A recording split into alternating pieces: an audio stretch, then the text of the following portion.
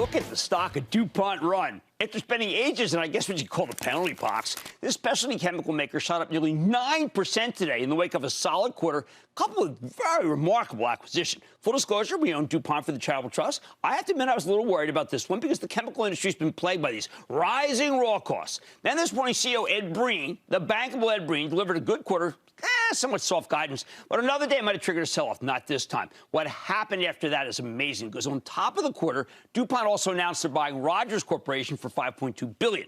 This is a company that makes engineered components. It's a specialized industrial supplier to some terrific end markets. When management came out on the conference call this morning, explained their vision for the deal, DuPont stock caught fire, ultimately finishing the day up nearly 9%. Could this be the beginning of an even larger rally? Let's take a closer look with Ed Breen. He's the executive chairman and CEO of DuPont. Find out more about the quarter and this impressive deal. Ed, welcome back to Mad Money. Great. Thanks, Jim. Good to see you, and thanks for having me. All right. So, Ed, if I had to summarize what happened here, you basically overnight went from being a cyclical company with a lot of raw costs and at the whims of the economy to a secular grower, very little worry about raw costs, and a faster growth rate. Yeah, so we've been on this journey now for about 5 years to get to this point. And Jim, this is the last big move that I feel we have to make. We want to be compared to the best in breed multi-industrial companies. And when you benchmark us and you do a pro forma of the last 5 years with this new portfolio, we outgrow the best multi-industrial companies on the top line. Our margins are 300 basis points better than the top group at 27%. And more importantly, to the point you just mentioned, we took significant cyclicality out of our earnings going forward, and we benchmark best in class there also at about 10% peak to trough earnings. So it was a major, major move for us to get to this point. And of course, we added a great acquisition today on top of it, which puts us into real secular growth areas that we like, and where DuPont also has a lot of core technology behind it. Well, I know a lot of people are saying, well, listen, they're no longer the chemical DuPont. I think you're not less and less a chemical company, but more and more a high-end growth chemical company. There are some legacy brands that I think you'll be able to sell for far more, Ed, than people were talking about in the conference call. Is there any way that you could see some big numbers for some big old brands that we all know around the world?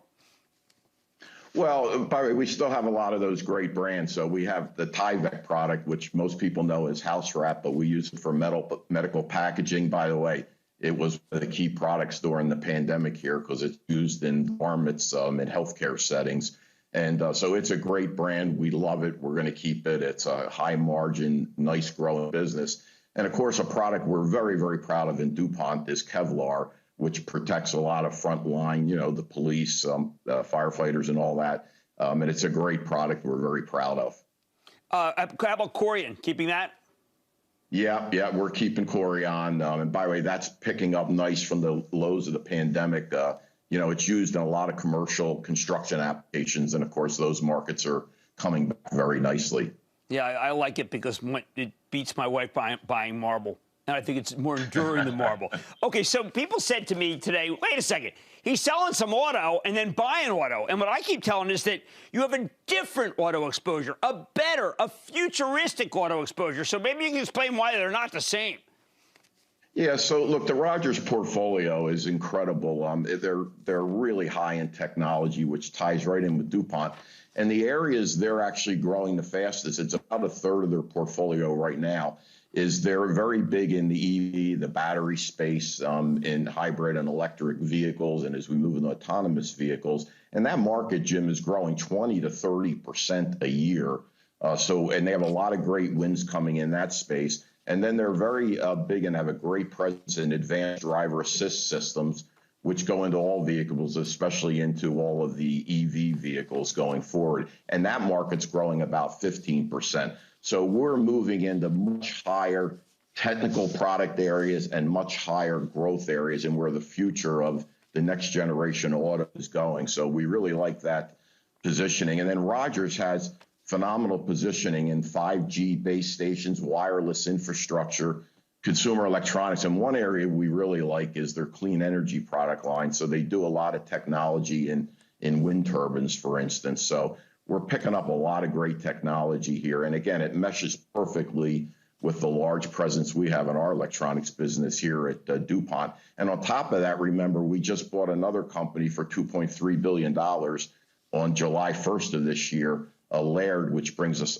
more great electronics technology. So the portfolio is very broad and really the biggest out there now. And the key is we can serve our customers and solve problems for them that most of our competitors can't with the breadth that we now have. But I want to make it clear that because of a step up, what's known as a step up in basis, if you make a sale of the other asset that is for sale currently, you said that on the call, it's not like you won't have a lot of proceeds. I don't want then people to think that you levered up, Ed. You didn't. If anything, you did the opposite. Yeah, no, we've done just the opposite. So we're spending $5.2 billion to buy Rogers, and we'll, close on that, probably in the second quarter 2022. But we announced today that we're selling a bulk of our material and mobilities division, our M&M group, and that's about $1 billion of EBITDA. So we're going to get quite a few billions of dollars for that. And the beauty of the reason the sale works and not some other strategic move is that our basis in the company was raised up during the Dow-DuPont merger, and we're going to pay tax under 10% on this deal.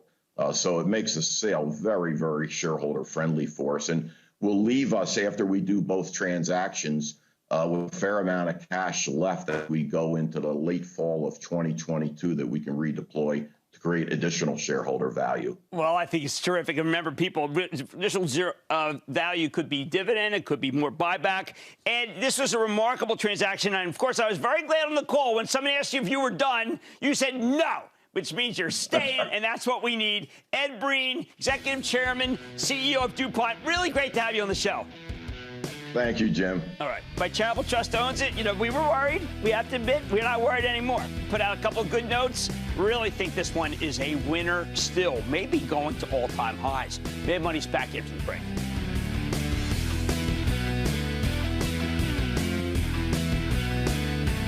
Coming up, beauty is in the eye of the shareholder. Cramer sits down with a company that might touch up your portfolio. Next. Don't miss a second of Mad Money. Follow @Jim Cramer on Twitter. Have a question? Tweet Cramer. #MadTweets. Send Jim an email to madmoney@cnbc.com or give us a call at 1-800-743-CNBC. Miss something?